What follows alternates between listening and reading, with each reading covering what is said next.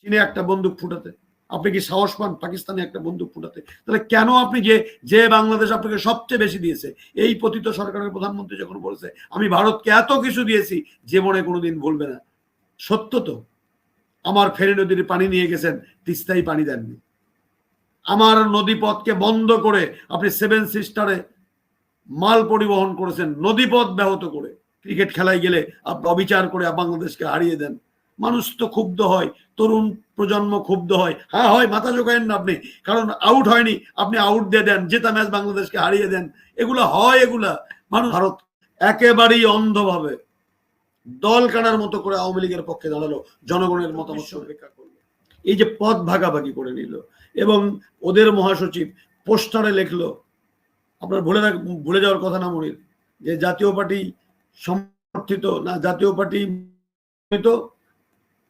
আওয়ামী লীগ সমর্থিত পোস্টার দিয়ে তারা নির্বাচন করলো, মানুষের সাথে প্রতারণা করলো। কত মানুষ হত্যা হয়ে গেল। 24-এ যে একটি তামাশার নির্বাচন হলো, ডামি তুমি আমি, এই নির্বাচন যদি না করতো, জাতীয় পার্টি যদি জনগণের পাশে দাঁড়াতো, তাহলে এই ধরনের নির্বাচন তো দেশীয় এবং আন্তর্জাতিক পরিমণ্ডলে গ্রহণযোগ্যতা পাওয়ার কোনো প্রশ্ন, যদিও এই সরকার কখনোই কোনো গ্রহণযোগ্যতা চায়নি। গায়ের জোরে শুধুমাত্র ভারত পাশে থাকলো কিনা, বাংলাদেশে কখনোই ভারত বিরোধী স্লোগান হয় না, বরং ভারত তাদের উপলব্ধি করতে হবে যে এই সাবকন্টিনেন্টে একটি বন্ধু রাষ্ট্র তার নাই কেন? ভুটান নাই কেন? শ্রীলঙ্কা নাই কেন? নেপাল নাই কেন? বাংলাদেশের অধিকাংশ মানুষ না। এই মুহূর্তে যদি ইলেকশন হয়, সুষ্ঠু নির্বাচন হয়, কোনো বিচারে তো আওয়ামী লীগের ক্ষমতায় আসার কোনো সুযোগ ছিল না। এটি জানা সত্ত্বেও ভারত একেবারেই অন্ধভাবে দল কানার মতো করে আওয়ামী লীগের পক্ষে দাঁড়ালো, জনগণের মতামতকে উপেক্ষা করলো। জনগণের যে ভোটাধিকার প্রয়োগ না করার যে ক্ষোভ, আপনি মালদ্বীপে দেখেননি? যে মৈজু যে ক্ষমতায় আসলো শুধুমাত্র ভারত বিরোধী স্লোগান দিয়ে। বাংলাদেশে তো ভারত স্বাধীনতা সংগ্রামে প্রচুর অবদান রেখেছে, শ্রদ্ধার সাথে স্মরণ করি, শ্রদ্ধার সাথে স্মরণ করে ভারতের এই অবদান রাখে। কিন্তু তার অর্থ তো এই নয় যে আপনি আমার দেশের নির্বাচনী ব্যবস্থাকে ধ্বংস করার সহযোগী হিসেবে কাজ করবেন। তার অর্থ তো এই নয় যে সীমান্তে আমার ফেলানিকে হত্যা করে আপনি কাঁটা তারে ঝুলিয়ে রাখবেন। তার অর্থ তো এই নয় যে আমার দেশের ভূখণ্ডকে ব্যবহার করে আপনি চিকেন নেগের সেভেন সিস্টারে অস্ত্র নিয়ে যাবেন। তার অর্থ তো এই নয় যে তিস্তাতে একতরফা ভাবে পানি দিয়ে আমাকে মরুকরণ করবেন। আপনি পরীক্ষামূলক ভাবে আপনি যে ফারাক্কা বাঁধ তৈরি করলেন, জীবনে সেই ফারাক্কার গেট আর খুললেন না। নর্থ বেঙ্গল, আমি রাজশাহী পদ্মাপাড়ের মানুষ, আমার কাছ থেকে কলকাতা খুব কাছে, আপনি মরুকরণ করছেন। আমরা তো এমনটি চাই না, একদমই আমরা চাই না। কলকাতার মানুষ তো একেবারেই বাংলা ভাষাভাষী, আমরা খুব স্বাচ্ছন্দ্য বোধ করি কলকাতার এই পার্ক স্ট্রিটে, তারপর আমার ওই মার্কোই স্ট্রিট, নিউ মার্কেটে, আমরা তো খুব মাটির কাপে চা খাইতে খুব পছন্দ করি। কেন নষ্ট করলেন আপনি মোদি সাহেব? কেন নষ্ট করলেন আপনি? এই একবার সাথে বাংলাদেশের মানুষ কখনো ভারত বিরোধিতা করে না, করে শুধুমাত্র মোদী সরকারের এই যে আগ্রাসী আওয়ামী প্রীতি, এই প্রীতির সমালোচনা তারা করে। যদি মোদী সাহেব 14 সনে সুজাতা সেনকে পাঠিয়ে এরশাদ সাহেবকে ক্যান্টনমেন্টে হাসপাতালে ভর্তি হয়ে বাধ্য করে উনি দাঁড়ালেন না ভোটে, উনি যে এলাকায় দাঁড়ালেন না সেই এলাকায় নির্বাচিত ঘোষণা করলেন, প্রতিবাদ করেছেন। হাসনাত ভাই, যেহেতু এটা সারা বিশ্ব বাঙালিরা দেখছে, জাস্ট আপনাকে ছোট্ট কারেকশন, হয়তো আপনার 14তে এই ঘটনার সময় ক্ষমতায় তখন মনমোহন সিং, কংগ্রেস, মোদি না। না, আমি সরি, আমি বলছি ভারতের যে পররাষ্ট্রনীতি কখনই তো বাংলাদেশের মানুষের পক্ষে পররাষ্ট্রনীতিটা থাকে না, থাকে শুধুমাত্র একটা নির্দিষ্ট দলের পক্ষে, যে দলটি তার স্বৈরাচারী কর্মকাণ্ডের জন্য বাংলাদেশের জনপ্রিয়হীনতার একেবারে নিচে অবস্থান করছে। সুকান্তদা, সমস্যাটা হলো এই জায়গায়, সমস্যা এই জায়গায়। আমরা কখনো কি দেখেছেন যখন কি করে গুজরাটের কসাই বলা হয়, আমার বাংলাদেশে কোনো সাম্প্রদায়িক সম্প্রীতি নষ্ট হয়েছে? যখন এনআরসি, তারপরে যে বাঙালিকে বিতাড়িত করার জন্য এবারও যখন মোদী যখন হুঙ্কার দিলেন, আপনি কি দেখেছেন কখনো যে বাংলাদেশে হিন্দু বিরোধী একটি স্লোগান দেওয়া হয়েছে? দেওয়া হয়নি। বরং বাংলাদেশের এই বাংলাদেশি হিন্দু ধর্মাবলম্বী যারা, তারা কেন জানি একটি নির্দিষ্ট দলের লেবাস গায়ে লাগিয়ে যতটা স্বাচ্ছন্দ্য বোধ করে, কিন্তু বাংলাদেশের কৃষ্টি কালচার সেগুলোর সাথে লেবাস লাগিয়ে অতটা স্বাচ্ছন্দ্য বোধ করে না। যার কারণে কখনো কখনো যখন মানুষকে নাজেহাল করে, নিগৃহ করে, নিপীড়ন করে, তখন এই ধরনের ঘটনা ঘটলে সেই বিচ্ছিন্ন ঘটনাগুলো ঘটে। আমরা অত্যন্ত শান্তিপ্রিয় মানুষ, বাংলাদেশের মানুষ, সাম্প্রদায়িক সম্প্রীতিতে বিশ্বাসী মানুষ।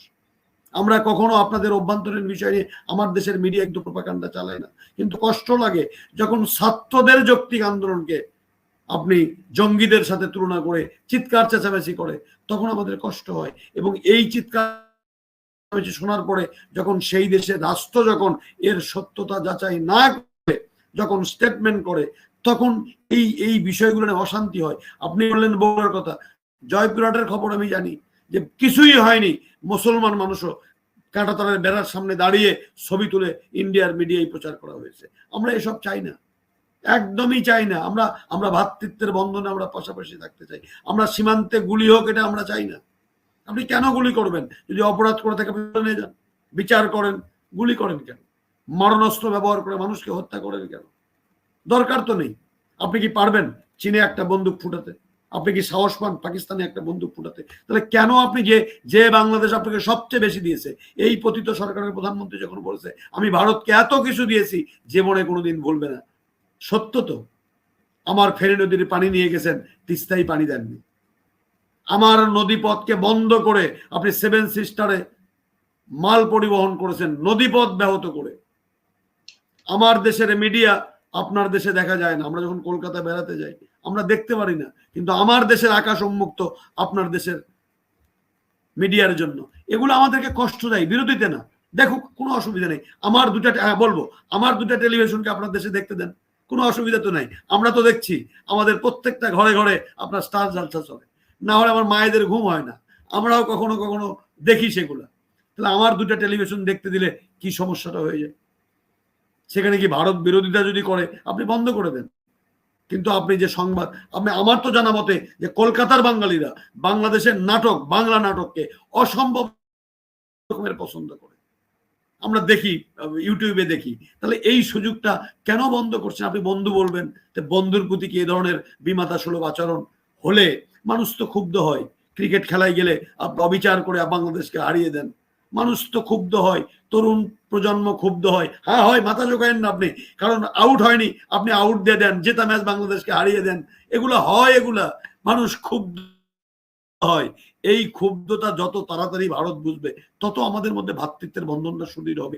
মনে রাখতে হবে ভারতকে, কেন ভারত আস্তে আস্তে এই এলাকায়, তারা তো বড় ভাই, তারা তো একটা মোড়ল দাদাগিরি তো তারা দেখাতে পারতো যদি তারা ভালোবাসার বন্ধনে পার্শ্ববর্তী দেশগুলোকে যদি বুকে আগলিয়ে নিতে পারতো। কিন্তু তা করে হাসিনা যেভাবে কর্তৃত্ববাদী শাসন ব্যবস্থা কায়েম করলো, মাঝে মাঝে ভারত কখনো কখনো এই আমাদের মতো ছোট বন্ধু রাষ্ট্রদেরকে এমন কর্তৃত্ববাদী বিষয়গুলো চাপিয়ে দেয় যেটা আমাদেরকে আহত করে, পার্শ্ববর্তী দেশগুলোকে আহত করে। কেন সার্কের মতো একটি সংগঠনকে মৃত্যু সংগঠনে পরিণত করলো ভারত? বলেন, এই নেতৃত্ব তো ভারত দিতে পারত। অর্থনৈতিক সমৃদ্ধি, রাজনৈতিক সমৃদ্ধি, ভ্রাতৃত্ববোধ এবং সাম্প্রদায়িক সম্প্রীতি তৈরি করার ক্ষেত্রে সার্ক হতে পারত একটি অনন্য উদাহরণ। কেন সেই সার্কটাকে নষ্ট করে ভারত? এই সামগ্রিক বিষয়গুলো নিয়ে সুকান্ত দা আমরা কষ্ট পাই শিক্ষক হিসেবে। আমার ছাত্রদেরকে কষ্ট আমরা দেখি, আমরা যখন ভোট দিতে পারি না তারা কষ্ট পায়। আপনারা বলেন যে কি আমার দেশের মন্ত্রীরা বলে, একবারও তো প্রতিবাদ করেন না। কি বলে তারা? ভারত থাকতে আমাদের কোনো সমস্যা নেই, ভারতের সাথে কথা হয়ে গেছে, আমরা ক্ষমতায় থাকবো, ভারতকে অনুরোধ করে আসছি আমরা, আমাদেরকে যেন ভোট দেন। কই, আপনারা তো প্রতিবাদ করেন না। এটা তো আমার দেশের ইস্যু, কেন প্রতিবাদ করেন না? কেন আপনার সাথে লড়াই করব? এই বিষয়গুলো আমাদেরকে ক্ষুব্ধ করে। আমরা বন্ধুত্ব চাই ভারতের সাথে, কিন্তু সেই বন্ধুত্ব হলো মর্যাদার বন্ধুত্ব, সেই বন্ধুত্ব হলো সাম্যতার বন্ধুত্ব, সেই বন্ধুত্ব হলো আত্মমর্যাদা, সেই বন্ধুত্ব।